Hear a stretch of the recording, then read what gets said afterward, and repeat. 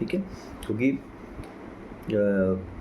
बहुत ज़्यादा ये जानना बहुत ज़रूरी है आपका कि कैसे आपको दिक्कत क्या आएगी ना। तो सबसे ये 3 दिक्कतें, 3 वैरायटी मैंने बता दी आपको पेशेंटों की, तो ये 3 वैरायटी है ना।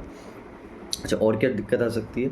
और आपको हो सकता है थोड़ा बहुत सूजन रहे कंधे में, दर्द तो आपको रहेगा इसे बेशक, है ना। तो दर्द के साथ साथ आपको लगे कि सूजन भी आपके आ रखी है, तो ये भी आपको लग सकता है, ठीक है। तो 2-3 लक्षण अपन ने बता दिए कि ये लक्षण आपका दिक्कत आएगी। मेजॉरिटी दिक्कत आपको रहेगी कि कंधा आपको उठाने में दिक्कत आ सकती है, और मैंने बताया ना भी आ सकती है कभी लोग, है ना। बहुत ज़्यादा मांसपेशी फटी होती है तो भी दिक्कत नहीं आती लोगों को। तो ये सारे लक्षण हो गए कंधे में मांसपेशी फटने के, ठीक है। और मान लीजिए चोट के कारण हुआ है, तो चोट के भी कुछ निशान वगैरह है। चोट के कारण झटका भी यहाँ हो सकता है, और कंधे में जो जोड़ है वो निकला भी हो सकता है ना। तो ह्यूमरस की हड्डी का जो सिर होता है वो निकला भी हो सकता है, ठीक है। तो 2-3 कारण हो सकते हैं, 2-3 लक्षण ये भी हो सकते हैं आपके, ठीक है। आगे क्या, आगे अब आते हैं इसके इलाज पर, ठीक है। इलाज में क्या क्या कर सकते हैं? तो सबसे पहले तो घरेलू इलाज में आप क्या क्या कर सकते हो अगर मांसपेशी फट जाती है। तो घर रहते आपको मान लीजिए पता ही नहीं है और आपको चोट लग गई है, कि आपको पेशेंट आया, पेशेंट मेरे को बोला है कि फॉर एग्जांपल मेरे को पेशेंट ने किसी ने बोला कि डॉक्टर साहब घर पे ही हूँ, चोट लग गई है, मुझे घर बैठे क्या क्या करना चाहिए। तो घर बैठे सबसे पहले आप क्या कर सकते हो, सबसे पहला आप एक पट्टा ले सकते हो जो कंधे के सपोर्ट के लिए होता है, ठीक है।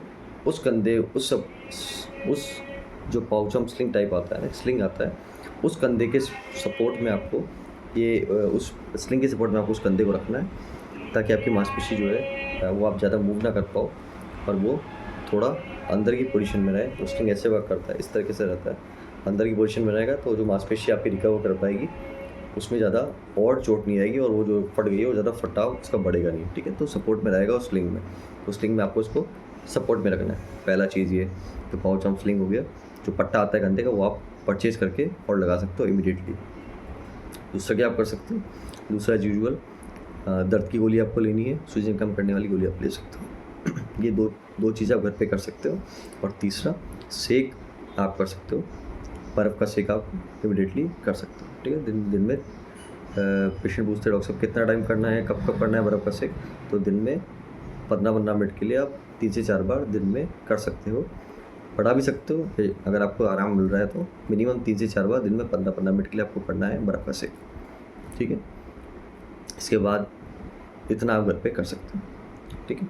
इससे आपको 90 से 95% आराम आ जाएगा लक्षणों में, है ना। चीज़ ठीक नहीं होगी आपकी, मांसपेशी फटी हुई दोबारा बन नहीं जाएगी इससे, लेकिन आपको लक्षणों में, दर्द वगैरह में आपको आराम आ जाएगा 90 से 95% घर पे रहते हैं, ठीक है।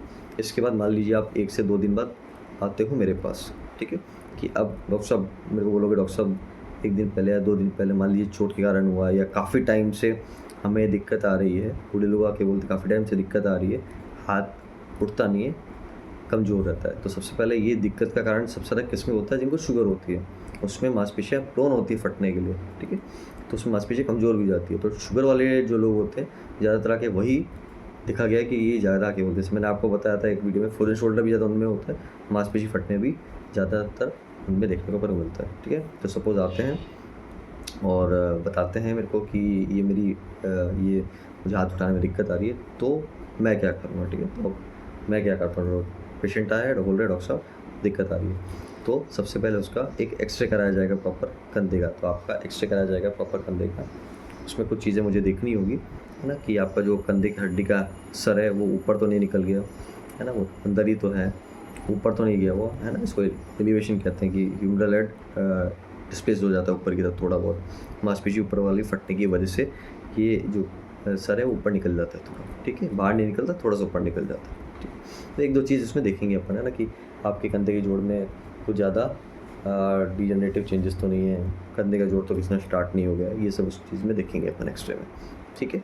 सेटिस्फेक्शन मिलता है, ठीक है। इसके अलावा अपन क्या करेंगे, आपकी सिचुएशन के हिसाब से, सपोज़ क्या पहली सिचुएशन ये आती है कि आपका जो कंधा है ये पूरा उठ पा रहा है, ऑल्दो मांसपेशी फटी हुई है, कुछ नहीं करेंगे। अगर लगेगा मुझे, एमआरआई अपन करा सकते हैं आपके कंधे की, है ना। और अगर आप सारा काम कर पा रहे हैं, तो एमआरआई में मुझे दिखा कि मांसपेशी ज़्यादा फटी हुई नहीं है इन केस, तो आपको सेम पट्टा देके छोड़ देंगे, थोड़े टाइम के लिए रेस्ट पे रखेंगे, उसके बाद कसरत करने को बोलेंगे कंधे की, कसरत करने को उसके बाद बोलेंगे, ठीक है। तो कसरत आप कर सकते हो कंधे की, ठीक है। उस केस में ये ट्रीटमेंट रहेगा और दवाई गोली कैल्शियम विटामिन D3 सब आपको घर के लिए दे दी जाएगी। तो ये आता है पहला केस, ठीक। दूसरा केस ये आता है कि थोड़ा मूवमेंट में पंगा है, थोड़ा मूवमेंट आप नहीं कर पा रहे हो और मांस जो थोड़ा मूवमेंट आपको करने में दिक्कत आ रही है, मतलब आप पूरा कंधा उठा नहीं पा रहे लेकिन सपोर्ट के साथ आप उठा पा रहे हो। इसका मतलब क्या हो सकता है कि हमारे कराई मैंने कंधे की और उसमें मुझे दिखा कि थोड़ी सी मांसपेशी फटी हुई है और वो खिसकी भी नहीं है ना, थोड़ी सी फटी हुई है, मतलब 50% मान लो जो फटी हुई है और बाकी ठीक है। उस केस में भी अपन क्या कर सकते हैं, उसको वैसे के वैसे छोड़ सकते हैं और जो मैंने पहले केस का इलाज बताया था वो अपन कर सकते हैं। तीसरा केस क्या आता है कि मांसपेशी पूरी फट गई है, वो मांसपेशी यहाँ पे अटैच होती है, जो ह्यूमरस के सर होते हैं वो अटैच होती है, वहाँ से पीछे भी खिसक गई है फट के। उस केस में क्या करेंगे, उस केस में क्या होगा, कंधा बिल्कुल ही जाम हो चुका होगा और कंधा बिल्कुल ही उठने में दिक्कत आएगी। तो उसमें दो चीज़ हो जाए, कंधा उठने में भी दिक्कत आ रही है, कंधा जाम हो चुका है, ठीक है। तो इस केस में क्या होता है, इस केस में हमारी कराई मान लीजिए मैंने और इसमें मांसपेशी फटी हुई आई, सब कुछ रिपोर्ट में आया कि आपकी मांसपेशी फट के पूरी खिसक चुकी है। अब इसमें क्या होता है कि दो चीज़ बनती है दो ऑल्टरनेटिव क्या बनते हैं। पहला ऑल्टरनेटिव सर्जरी, ठीक है, पेशेंट को यहाँ दिक्कत भी है और पेशेंट को यहाँ पे मांसपेशी भी पूरी फटी हुई है, यहाँ पे बनता है सर्जरी। दूसरा केस क्या होता है कि पेशेंट को मांसपेशी फटी हुई है लेकिन पेशेंट को सर्जरी नहीं चाहिए।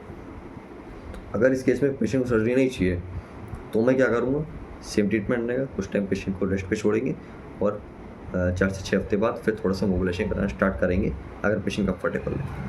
लेकिन ये कुछ ही परसेंट पेशेंट्स होते हैं जिनको सर्जरी नहीं चाहिए होती, क्योंकि ऑल दो आपको पैथोलॉजी दिख रही है, आपको पता है आपकी दिक्कत क्या है, तो एज यूजुअल आपको सर्जरी भी जाना चाहिए। क्या सर्जरी होती है उस पर डिस्कस करेंगे अभी। अच्छा, ये चीज़ नहीं है तो क्या कर सकते हैं, दूसरा केस आपको करना है, दूसरा केस जहाँ पे सर्जरी की ज़रूरत भी है, मांसपेशी पूरी फटी हुई है और पेशेंट भी रेडी है, वहाँ पर सर्जरी को आगे बढ़ेंगे, ठीक। किस तरह की सर्जरी होती है मैं बताऊँगा। अच्छा, इसके अलावा क्या और चीज़ अपन कर सकते हैं, तो इसके अलावा अपन टैबलेट्स वगैरह दे सकते हैं।